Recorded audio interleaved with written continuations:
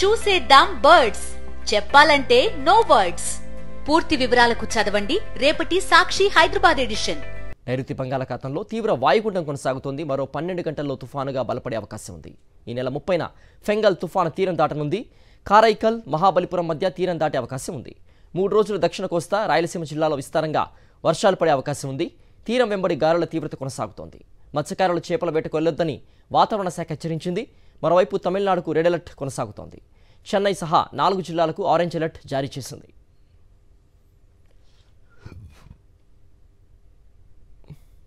Weather updates Vizag నుంచి మా ప్రతినిధి అనిల్ అందిస్తారు. అనిల్, తమిళనాడు కొనసాగుతున్న రెడ్ అలర్ట్, అలాగే మన రాష్ట్రానికిలో కూడా విస్తారంగా వర్షాలు పడున్నట్లుగా అందుతున్న సమాచారం. పూర్తి అప్డేట్స్ ఏంటి అనిల్?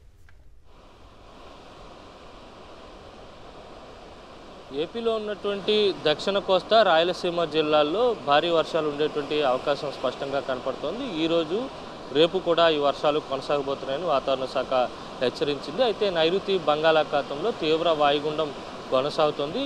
గంటకు 3 కిలోమీటర్ల వేగంతో పశ్చిమ వాయువ్య దిశగా పయనిస్తున్నట్టుగా వాతావరణ శాఖ అధికారులు వెల్లడించారు. అయితే రానున్నటువంటి 12 గంటల్లో తుఫానుగా బలపడేటువంటి అవకాశం ఉంటుందని, దీని ప్రభావం అంతా కూడా తమిళనాడులో ఎక్కువగా ఉంటుందని వాతావరణ శాఖ ఇప్పటికే వెల్లడించింది. తమిళనాడుకు రెడ్ అలర్ట్ కూడా జారీ చేసింది. ఇక ఏపీలో ఉన్నటువంటి దక్షిణ కోస్తా జిల్లాలు నెల్లూరు, ప్రకాశంతో పాటు అలాగే బాపట్లలో కూడా ప్రభావం ఉండేటువంటి అవకాశం స్పష్టంగా కనపడుతుంది. మరోవైపు రాయలసీమలో ఉన్నటువంటి చిత్తూరు, అన్నమయ్య, సత్యసాయి జిల్లాల్లో కూడా దీని ప్రభావం స్పష్టంగా కనిపిస్తుందని వాతావరణ శాఖ వెల్లడించింది. ఇప్పటికే ఆయా ప్రాంతాల్లో తేలికపాటి నుంచి మోస్తరు వర్షపాతం నమోదవుతోంది.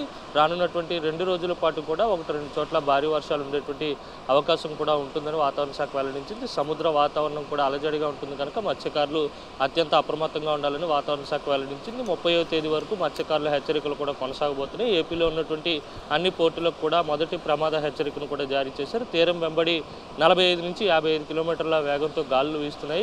ఇప్పటికే గాలుల తీవ్రత అధికంగా ఉంటుంది కనుక ఆ తీర ప్రాంత ప్రజలతో పాటు మత్స్యకారులు అత్యంత అప్రమత్తంగా ఉండాలని వాతావరణ శాఖ స్పష్టం చేసినటువంటి పరిస్థితి. అయితే 12 గంటల తర్వాత తుఫానుగా మారిన తర్వాత దాని ప్రభావం పూర్తిగా మరింత పెరిగేటువంటి అవకాశం అయితే స్పష్టంగా కనపడుతుంది. 30వ తేదీ నాటికి మహాబలిపురం సమీపంలో తీరాన్ని తాకేటువంటి అవకాశం ఉంటుంది. తీరాన్ని తాకిన తర్వాత మళ్ళీ క్రమంగా బలహీనపడేటువంటి సూచనలు స్పష్టంగా కనిపిస్తున్నాయని వాతావరణ శాఖ వెల్లడించింది. ఏదేమైనప్పటికీ కూడా ఏపీలో ఉన్నటువంటి చాలా ప్రాంతాల్లో రానున్నటువంటి 2 రోజుల పాటు తేలికపాటి వర్షాలు ఉండేటువంటి అవకాశం ఉండబోతోంది. అలాగే 1-2 చోట్ల అంటే దక్షిణ కోస్తా జిల్లాలతో పాటు రాయలసీమలో ఉన్నటువంటి 1-2 ప్రాంతాల్లో భారీ వర్షాలు కూడా ఉండేటువంటి అవకాశం ఉంటుంది. 30వ తేదీ తర్వాత ఉత్తర కోస్తా జిల్లాల్లో కూడా తేలికపాటి నుంచి మోస్తరు వర్షాలు, 1-2 చోట్ల భారీ వర్షాలు కూడా ఉండేటువంటి అవకాశం ఉంటుందని వాతావరణ శాఖ స్పష్టం చేసింది. అప్పటికప్పుడు ఈ వాయుగుండం యొక్క ప్రభావాన్ని, దాని గమనాన్ని అప్పటికప్పుడు అంచనా వేస్తూ వాతావరణ శాఖ హెచ్చరికలు జారీ చేస్తూ వస్తుంది.